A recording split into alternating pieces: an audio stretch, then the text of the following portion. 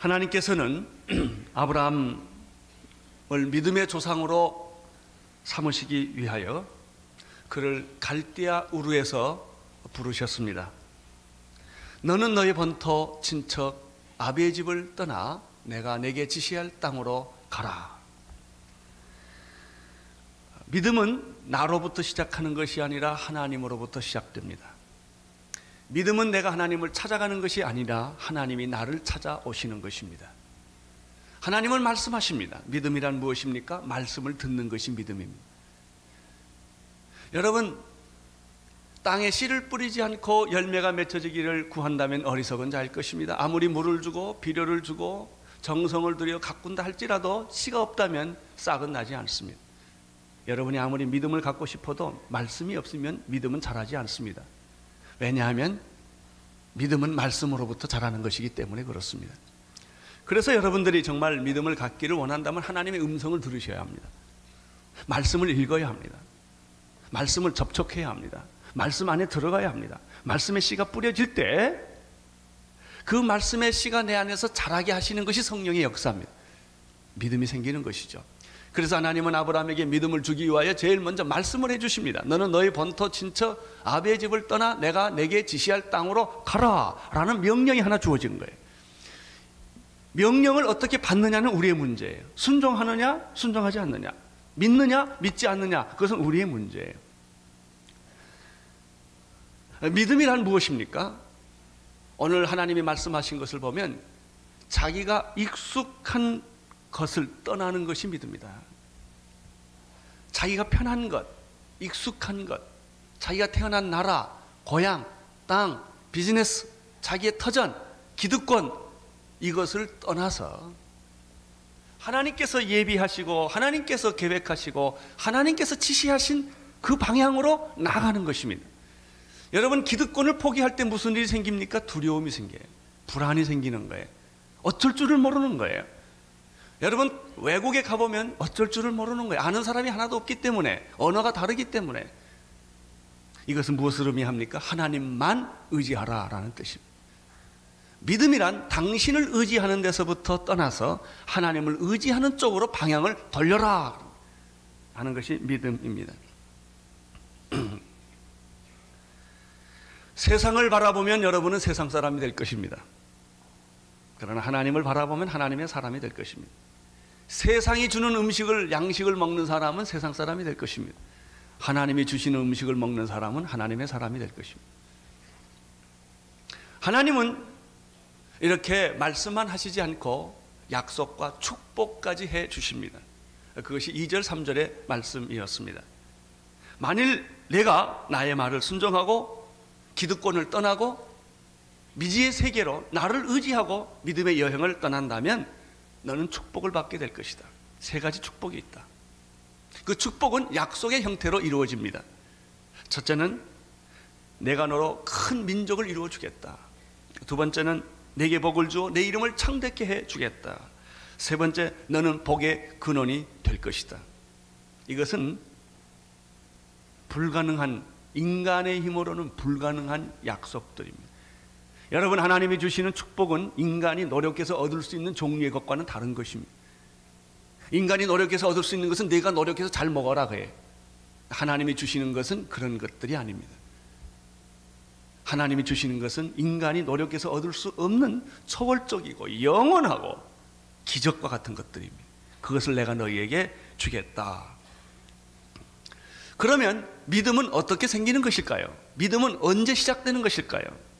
그 얘기가 오늘 4절에 있습니다. 하나님은 1절과 2절에서 말씀을 하시고 약속과 축복을 해주셨습니다. 이제 아브라함 차례가 되었습니다. 아브라함은 이 말씀을 받고 이 약속과 축복을 받은 이후에 이것을 어떻게 소화를 했습니까? 4절 함께 읽겠습니다. 시작. 이에 아브라함이 여호와의 말씀을 쫓아갔고 롯도 그와 함께 갔으며 아브라함이 하란을 떠날 때 그의 나이 75세였더라. 이 4절에서 우리는 믿음에 대한 3가지 아주 중요한 진리를 발견하게 됩니다. 첫째는 믿음이란 언제 시작되는 것일까? 믿음은 어떻게 시작되는 것일까? 첫째는 믿음은 하나님의 말씀에 순종할 때부터 믿음이 생깁니다. 결혼하면 여자가 임신을 하듯이 임신하는 그날은 임신됐는지 안 됐는지 잘 모릅니다. 며칠 지나가고 한두 달이 지나갈 때야 자기 몸이 이상하다는 것을 깨닫기 시작합니다. 자기 몸이 이상하다는 것을 깨닫기 시작했다는 것은 이미 자기 몸 안에 생명이 자라고 있다는 것입니다. 여러분 안에 믿음이 처음 접촉될 때, 믿음이 생길 때 잘 몰라요. 이게 믿음인지 아닌지 잘 몰라요.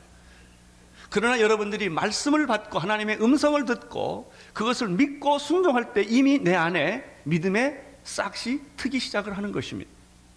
믿음은 완성품이 없습니다. 자라는 것입니다. 어린아이가 자라듯이 내 몸 안에서 생명이 자라듯이 이제 말씀으로 인하여 믿음의 씨가 뿌려지면 내 안에서 놀라운 세상의 세계가 아니라 믿음의 세계, 땅의 세계가 아니라 하늘의 세계, 영원한 세계가 내 안에서 자라게 되는 것입니다. 이것이 믿음의 시작입니다. 믿음은 말씀을 들음으로 시작됩니다. 믿음은 말씀에 순종함으로 잉태되는 것입니다. 4절에 보면 이에 아브라함은 하나님의 말씀을 쫓아갔고 하나님은 하나님의 음성과 하나님의 말씀에 순종하기로 결정을 하고 행동을 했습니다. 그러나 사실 아브라함이 하나님의 말씀을 듣고 순종하기에는 많은 어려움과 장애물이 있었을 것이라고 우리는 생각할 수가 있습니다. 왜냐하면 한 번도 하나님을 만나본 일이 없었기 때문에 그렇습니다. 하나님을 전부터 알고 익숙했다면 쉬울 거예요. 우리가 어렸을 때부터 예수 믿은 사람들은 교회 나오고 예수 믿는 게 쉬워요. 그러나 예수를 전혀 믿지 않는 불교나 무당이나 이런 다른 배경 속에 살았던 사람이 교회 오는 것은 쉬운 일이 아니에요. 아브라함은 하나님이라는 개념이 그에게 없었어요. 하나님을 만나본 일도 없었어요. 그렇죠. 하나님은 영이시기 때문에 만난다는 것이 참 어렵습니다. 우리는 육신을 가지고 있어서.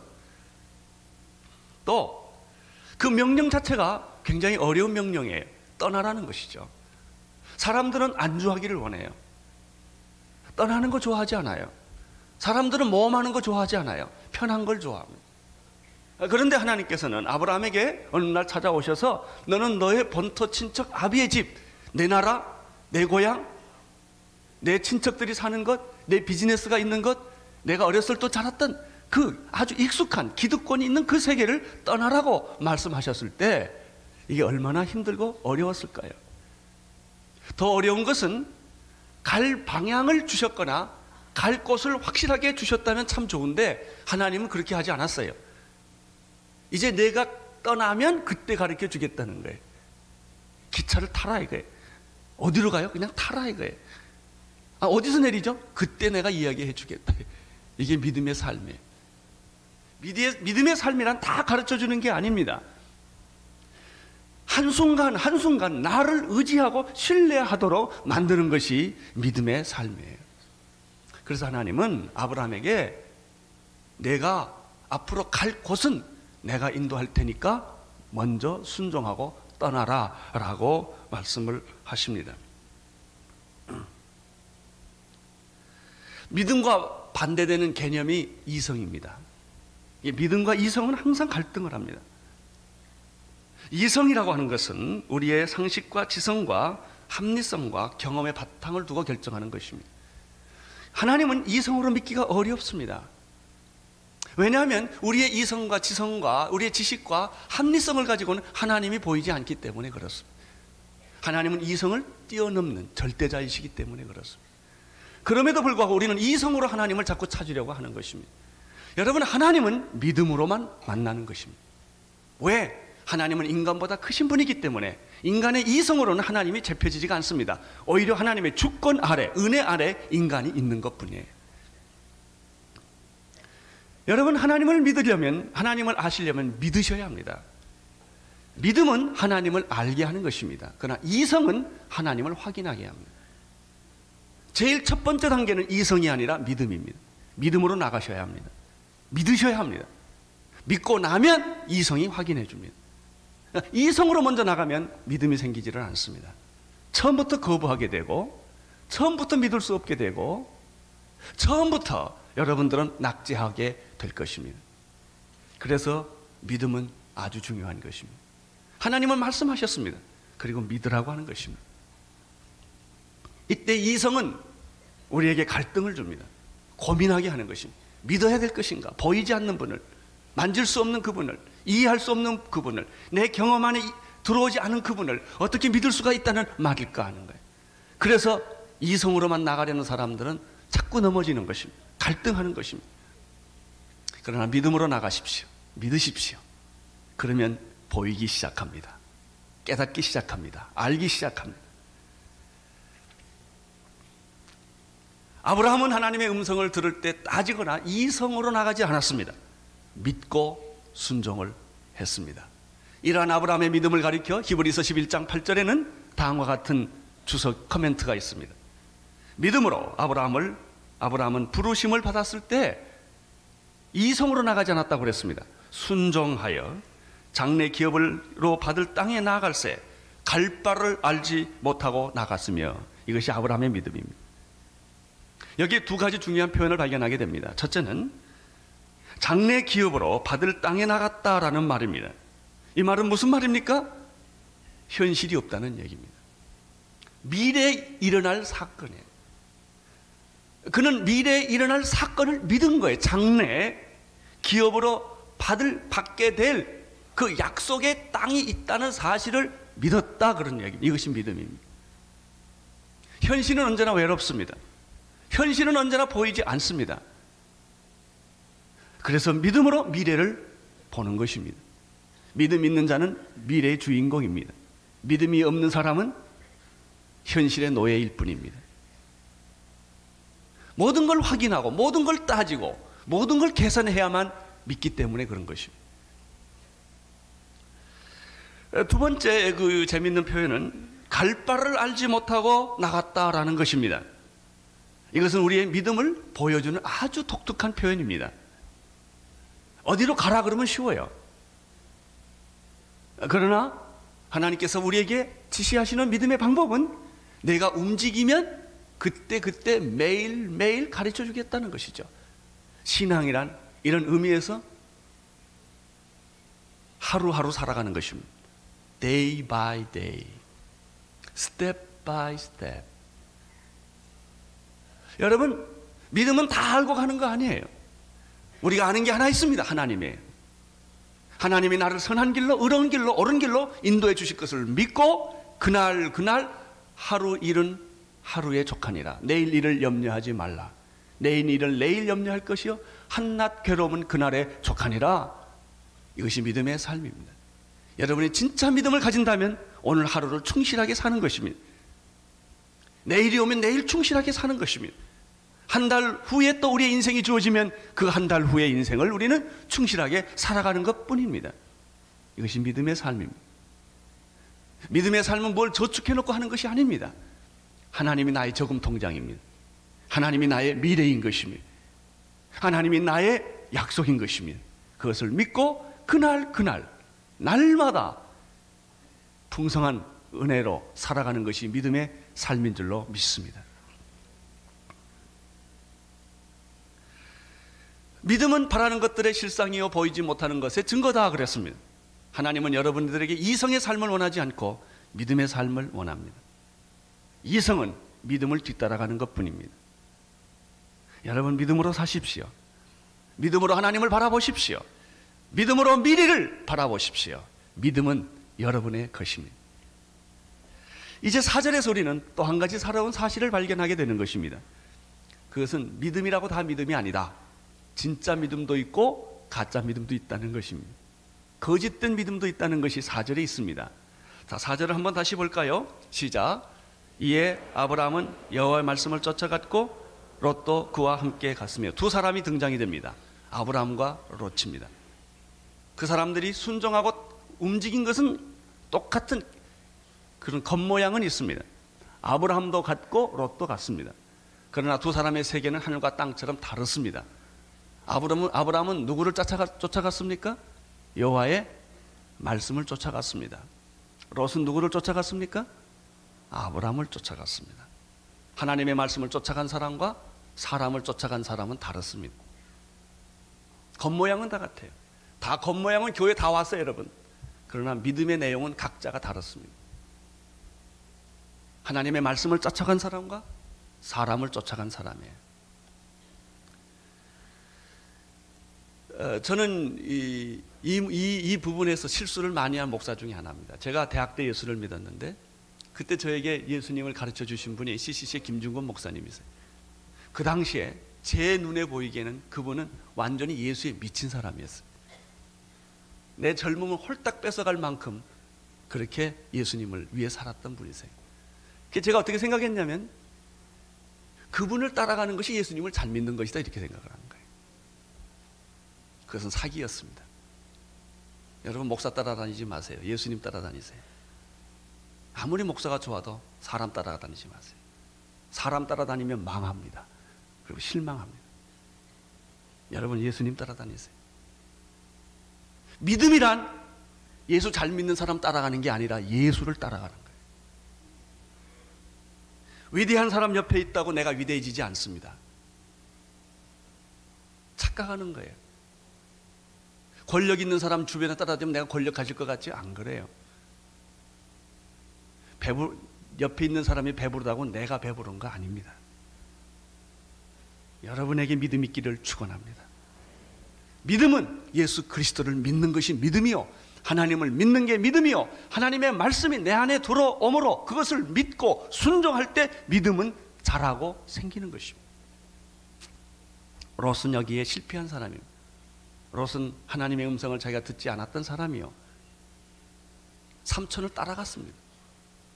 그래서 아브라함은 여호와의 말씀을 쫓아갔고 롯도 그와 함께 갔으며, 사랑하는 성도 여러분, 아무리 사람이 좋아 보여도 사람 따라다니지 마세요.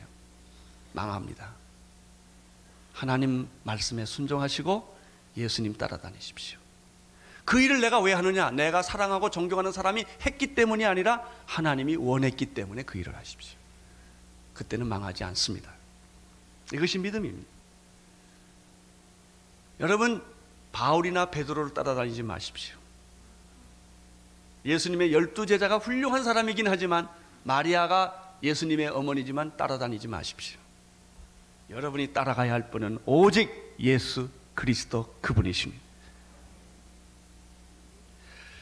바울은 자기의 위기를 알았던 사람입니다. 왜냐하면 많은 사람들이 바울을 쫓아다녔습니다.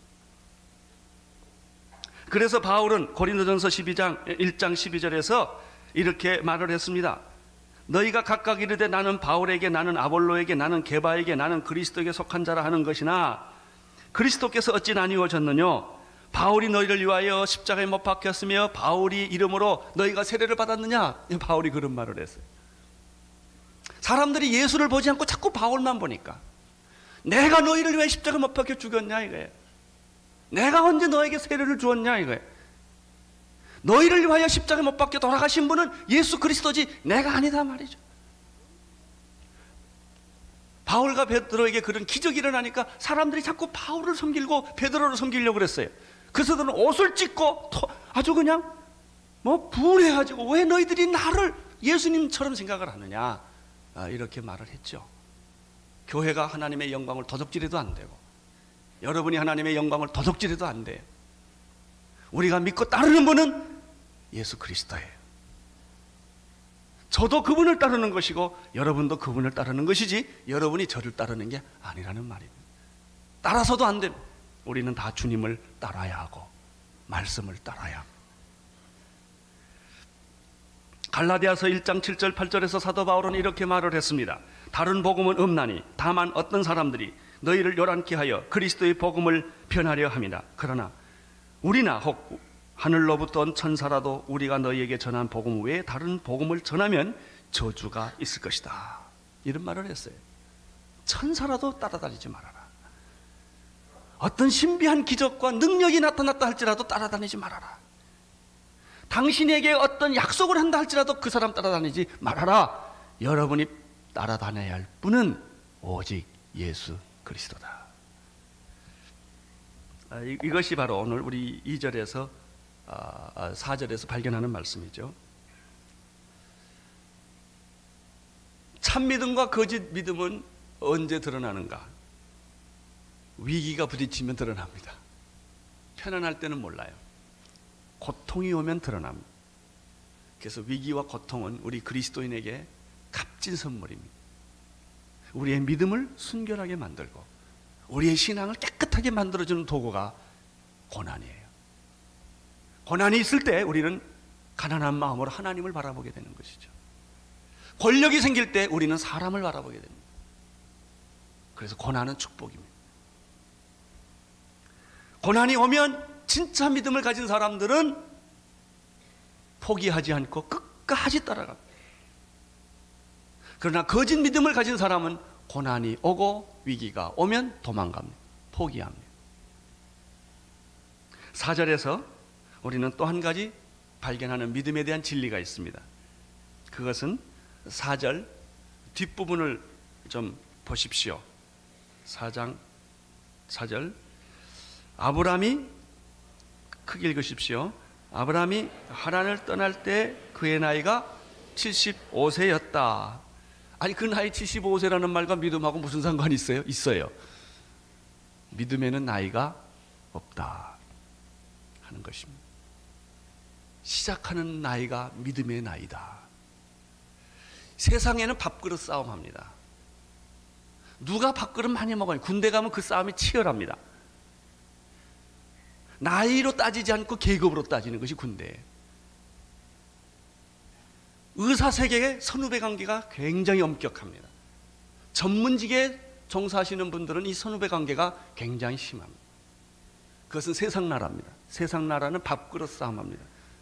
우리 온누리교회에 누가 먼저 왔냐 가지고 싸우는 일이 없게 되기를 축원합니다.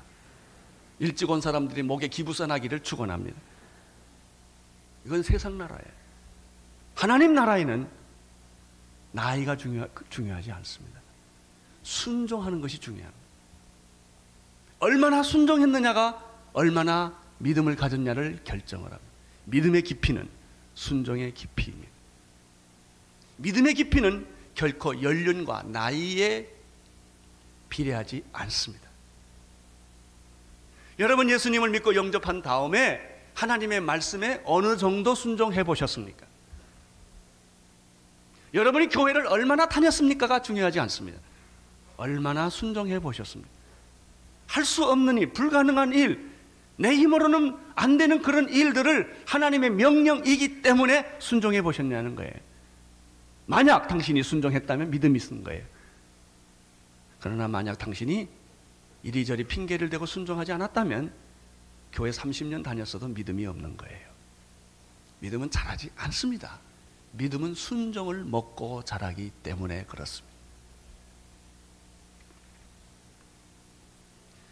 결코 늦게 시작하는 나이는 없습니다. 여러분 롯처럼 평생 따라다녀도 아무것도 없습니다.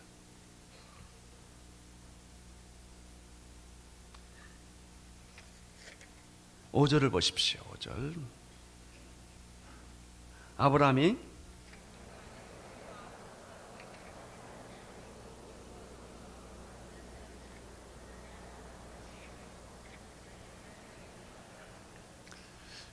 우리가 5절을 보기 전에 그 4절을 조금 더 생각을 해보고 싶은데 아브라함이 하란을 떠난 나이가 75세였다라고 했죠. 갈대아 우르를 떠난 나이가 아닙니다. 하나님의 음성은 갈대아 우르에서 들었습니다. 근데 여기 보면 하란을 떠난 때가 75세였다라고 말하고 있죠. 이것을 이해하기 위해서 우리는 창세기 11장 31절 32절을 잠깐 볼 필요가 있습니다. 11장 31절 32절 읽어주십시오. 데라가 그 아들 아브라함과 하란의 아들 그 손자 롯과 자부 아브라함의 아내 사레를 데리고 갈대아 우르를 떠나 가나안 땅에 가고자 하더니 하란에 이르러 거기 거하였으며 데라는 205세를 향수하고 죽었더라. 하나님의 음성은 갈대아 우르에게서 들었습니다. 이 음성을 듣고 아브라함의 가족은 아버지 데라와 조카 롯과 아내 사라와 함께 이제 그들의 본토 친척 아비의 집을 떠나서 믿음의 여행을 시작한 것 같습니다. 오늘 이 말씀 11장 31절 32절에 보면은 갈대아 우르를 떠나 어디로 가고자 했습니까? 가나안 땅으로 가고자 했습니다. 가나안 땅이 목표입니다. 그러나 그들은 거기에 가지 못하고 어디에 머물렀습니까? 하란에 머물렀다고 하는 사실입니다. 잠깐 머무를 수는 있습니다. 우리 인생에 있어서 잠깐 외도할 수도 있습니다. 그러나 잠깐이어야 되고 가능하면 안 하면 좋습니다. 이들은 가나안 땅을 가려는 그 길목에 하란이라는 곳에 거하게 되었는데, 아버지는, 그 데라 아버지는 하란을 결국 떠나지를 못합니다. 아브라함은 하란에 머무를수록 갈등을 느끼는 거예요. 여기가 아닌데, 이렇게 살면 안 되는데, 나는 떠나야 되는데, 근데 아버지가 버티고 있는 거예요. 그래서 아브라함은 견디다 못해 나이 75세에 그는 아버지를 박차고 하란을 뛰쳐나갑니다. 그는 믿음의 여행을 다시 시작하는 거예요. 데라는 205세까지 거기서 살고 말았습니다. 60년을 더 산 거예요. 아브라함이 떠난 나이가 75세였다. 하란을 떠난 나이가 75세였다. 여러분은 어떻습니까? 지금 여러분이 가고 있는 길이 바른 길입니까? 잠깐 머무는 곳입니까? 외도하셨습니까? 오늘 이 말씀을 통하여 우리가 배우는 영적인 두 가지 진리가 있습니다. 첫째는 도중하차하지 말라는 것입니다. 출발은 잘했는데 목적지까지 가기가 너무나 피곤하고 힘들어서 잠깐 쉴 수가 있습니다. 잠깐 쉬어야 합니다. 휴게소는 여러분의 목표가 아니라 잠깐 화장실 가는 곳입니다. 휴게실에서 영원히 살면 안 됩니다. 인생은 도중하차하여 목적을 잃어버리고 살아서는 안 됩니다.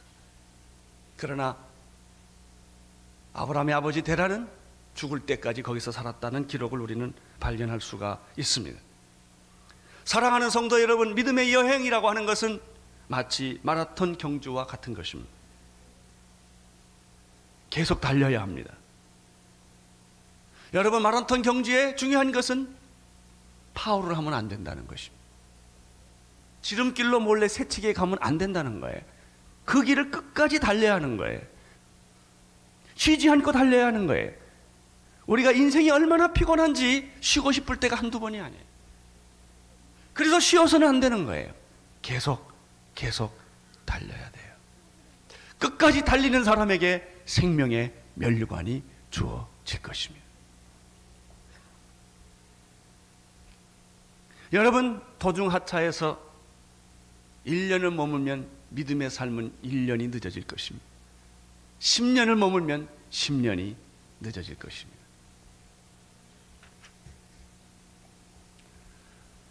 두 번째, 여기서 발견하는 사실은 무엇입니까?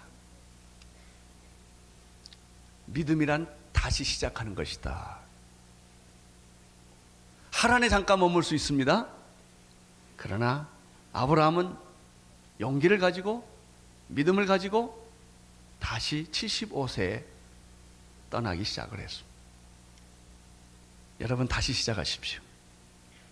혹시 그동안 신앙의 방황을 했던 분들, 멀리 갔던 분들, 그 자체가 잘못된 것은 아닙니다. 다시 시작하면 됩니다. 아브라함은 다시 시작했습니다.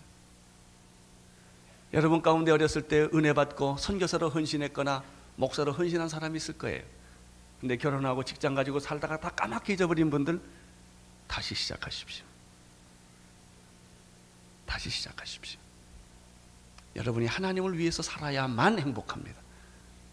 그것밖에 남는 것이 없고 그것만이 천국까지 가는 것입니다.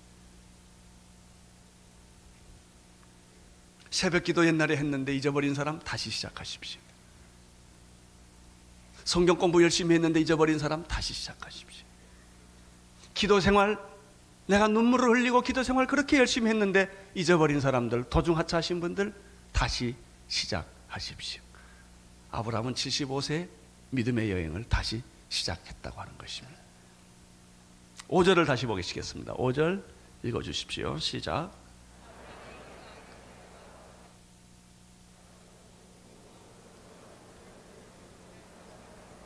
5절에서 중요한 단어는 마침내라는 단어입니다. 마침내.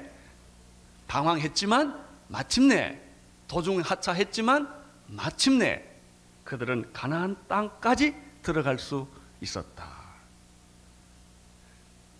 신앙이란 고독한 선택이요, 외로운 싸움입니다. 누가 환영해주고 박수 쳐주지 않습니다. 어쩌면 믿음의 길을 가려고 하면 여러분에게 비난의 돌만이 던져질 것입니다. 그리고 이런 생각을 합니다. 내가 그때 하나님의 말씀 잘못 들은 것은 아닐까? 10년, 20년 지날 때 하나님이 내게 주셨던 그 은혜와 그 말씀이 희미해지기도 하는 것입니다. 그렇지만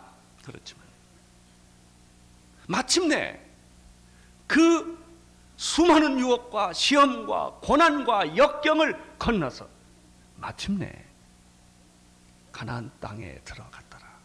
약속이라고 하는 것은 현실에서 보상되지 않습니다. 미래에서 보상이 됩니다. 믿음의 현실에는 언제나 기득권 세력들이 나의 발목을 잡고 있다는 사실을 깨달으십시오. 그게 5절 이야기입니다. 마침내 가나안 땅에 들어가 보니 무슨 일이 생겼습니까? 6절을 함께 읽겠습니다. 시작.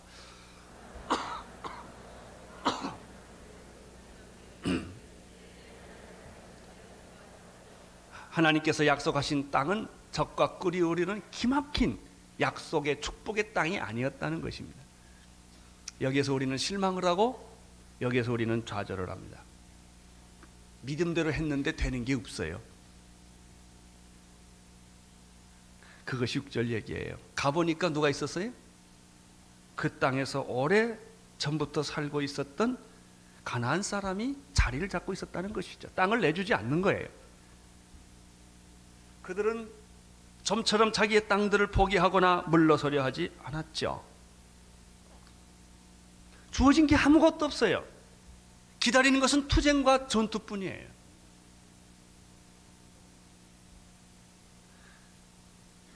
하나님은 처음부터 젖과 꿀이 흐르는 가나안 땅을 백지처럼 만들어주지 않고 아무 저항 세력이 없는 땅에 깃발을 꽂게 하지 않았다는 것이죠.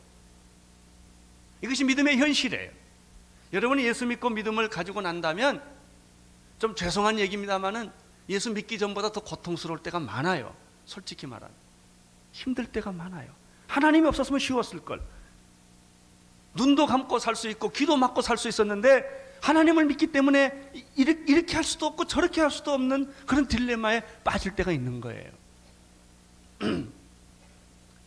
그들은 가나안 땅에 있는 모든 사람들을 내어 쫓아야만 했던 피눈물 나는 투쟁과 기득권 세력과 싸워야 하는 처절한 투쟁을 통해서만 하나님의 나라가 완성된다는 사실을 그들은 뒤늦게 알게 된 것입니다. 이것을 가리켜 우리는 영적 전쟁이라고 말합니다. 믿음의 삶을 시작하면 어떤 일이 생기는가? 여러분, 가나안 땅에만 전쟁이 일어나는 것이 아니라 내 마음과 여러분 마음 안에 영적 전쟁이 시작됩니다. 여러분은 믿음으로 살려고 합니다. 의롭게 살려고 합니다. 여러분 정말 하나님의 뜻대로 살려고 하는 그런 마음이 있어요. 그러나 여러분의 발목을 붙잡고 있는 게 있어요. 그게 여러분의 옛사람이에요. 여러분의 본능이에요. 세상을 사랑하는 마음에, 세상을 향하는 마음에, 권력을 가지고 싶은 마음에, 인간적으로 살고 싶은 이런 옛사람이 내 새사람 되는 것을 막고 있는 거예요. 이것은 가나안 땅 사람의 가나안 사람들이 죽치고 앉아있는 것과 똑같은 것입니다. 어떻게 해야 합니까? 우리는 옛사람을 벗어버리고 새사람으로 옷을 입어야만 진정한 그리스도인의 삶이 시작된다고 하는 사실이죠. 쉽지가 않아요. 제일 무서운 싸움은 자기와의 싸움이에요.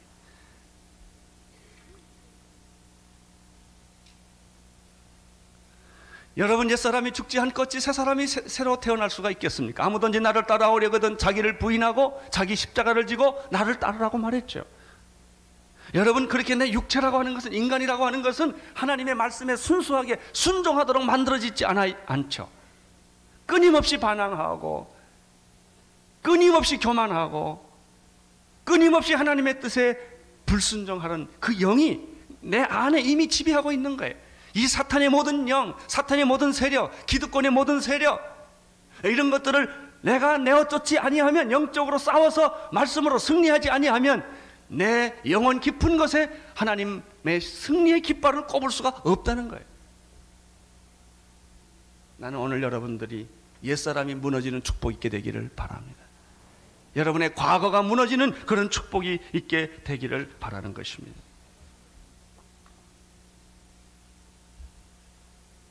7절 보십시오. 시작.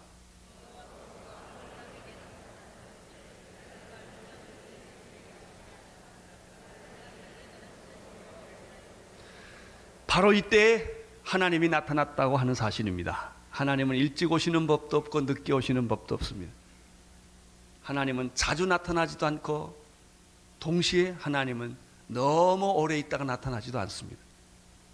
하나님은 꼭 필요한 때에 오십니다. 지금이 그때입니다. 갈대아 우르에서 하나님 음성을 들려줬을 때, 그리고 지금 다시 오셨습니다. 하나님이 오셔서 하시는 말씀은 무엇입니까? 약속의 확인입니다. 내가 이 땅을 너에게 주리라.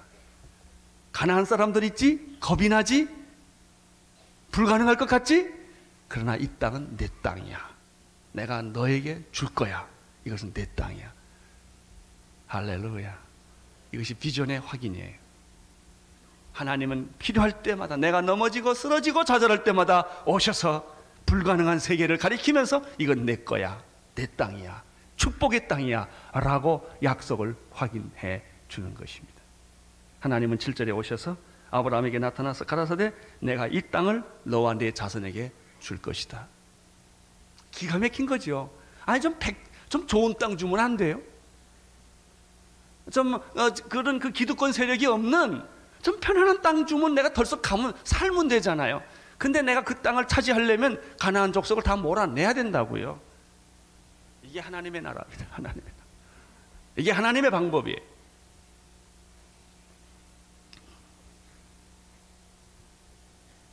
이 말을 듣는 순간에 아브라함은 어떤 반응을 합니까? 그가 자기에게 나타나신 여호와를 인하여 그것에 뭘 쌓습니까? 단을 쌓는다. 자, 우리는 여기서 중요한 명제 하나를 또 발견합니다. 믿음은 단을 쌓는 것이다. 제단을 쌓지 않는 사람은 믿음이 없는 사람이에요. 예배를 드리지 않는 사람은 믿음이 없는 사람이에요. 당신이 하나님을 발견하는 순간 그것이 예배예요. 하나님이 그것에 임재했기 때문에 그 자리에 뭘 쌓고? 단을 쌓고. 단을 쌓다는 얘기는 뭐예요? 예배 드렸다 그 말이죠. 믿음은 예배를 드린다. 믿음은 단을 쌓는다. 여러분, 예배와 제단은 무엇을 의미해요? 하나님의 임재, 여호와께서 오셨기 때문에 그 자리에다가 제단을 쌓고 예배를 드렸다라는 말을 바꿔서 말하면 참된 예배는 참된 하나님의 임재다. 어떤 사람들 보면요, 교회당에서 사람은 많이 모이는데 하나님은 안 계시는 데가 참 많아. 사람들끼리 북치고 장구치고 장사하는 거예요. 거기서. 그건 교회 아닙니다. 여러분, 교회 주인은 하나님이세요. 하나님이 영광을 받으셔야 돼요. 하나님의 말씀이 선포되어야 돼요. 하나님의 능력과 기적이 나타나고 하나님의 임재가 나타나는 것이 바로 교회예요. 그것이 예배입니다. 아브라함은 하나님이 임재했던 그것을 기념하여 제단을 쌓았다. 8절 9절 보십시오. 시작. 거기서 베델 동편 산으로 옮겨 장막을 치니 선은 베델이여 동은아이라. 그가 그곳에서 여호와의 이름을 부르더니 점점 남방으로 옮겨갔더라. 예배가 드려지는 곳이 제단입니다. 믿음은 제단을 쌓는다. 믿음은 예배를 드린다. 예배의 삶을 살게 한다. 당신이 얼마나 순종을 했느냐가 당신의 믿음을 결정한다. 당신이 얼마나 예배를 드리느냐, 살아있는 향기나는 하나님의 임재를 경험하는 그런 예배를 드리느냐가 당신의 믿음을 만드는 것이다. 그런데 오늘 7절과 8절과 9절에 보면 거기 재밌는 표현이 하나 나와요. 여호와를 위하여 단을 쌓고 그 다음에 뭐라고 그랬죠? 여호와의 이름을 불렀다. 그러니까 믿음이란 여호와의 이름을 부르는 것이다. 믿음이란 제단을 쌓고 예배를 드리고 여호와의 이름을 부르는 것이다. 그렇습니다. 하나님의 이름을 부르는 것이 예배입니다. 오늘 여러분들이 와서 여러분의 기막힌 여러분의 사정을 하소연하고만 갔다면 그건 예배의 반쪽이에요. 여호와 이름을 부르셔야 돼요. 그분을 찬양하고 그분의 이름을 높여드리는 것이 예배입니다. 아브라함은 단을 쌓고 여호와 이름을 불렀다라고 말씀하고 있습니다. 사랑하는 성도 여러분, 정말 여러분 여호와 이름을 얼마나 부르십니까? 급할 때 부르지요? 안 급하면 하나도 안 부르죠. 그래서 하나님이 얼마나 갈등하는지 몰라요. 잘해주고 싶은데 잘해주면 나를 안 찾으니까. 하나님은 그래서 병 주고 약 주는 거예요. 조금 심하게 하면 또 아이고 하나님, 그리고 새벽기도 와. 잘해주면 또 가. 하나님이 얼마나 괴로운지 아세요? 여러분 보고 제발 한 길로 좀 가세요. 여러분, 여호와 이름을 부르는 것이 구원이에요. 누구든 여호와 이름을 부르는 자는 구원을 얻으리라. 여러분, 그러면 여호와 하나님 아버지의 이름이 뭔지 아세요? 그분이 예수 그리스도예요. 하나님의 이름 예수 그리스도예요. 그래서 예수 그리스도 이름을 부르는 자는 구원을 얻으리라. 예배란 예수 그리스도를 찾아가는 것이요, 예수 그리스도 이름을 부르는 것입니다. 참된 예배가 이루어질 때 하나님의 기적은 임재합니다. 사랑하는 성도 여러분, 지금 이 시간에 나는 여러분들이 여호와의 이름을 부르며 예배를 드리기를 축원합니다. 지금 이 자리에서 예수 그리스도의 이름에 무릎을 꿇고 두 손을 들고 그분을 찬양하고 경배할 수 있게 되기를 축원합니다. 그리고 지금 이 자리에서 성령의 빛에 의지하여 그분의 충만함을 받으며 그분의 이름을 높이기를 축원하는 것입니다. 이것이 믿음의 시작입니다. 믿음은 하나님의 말씀에 순종함으로 시작됩니다.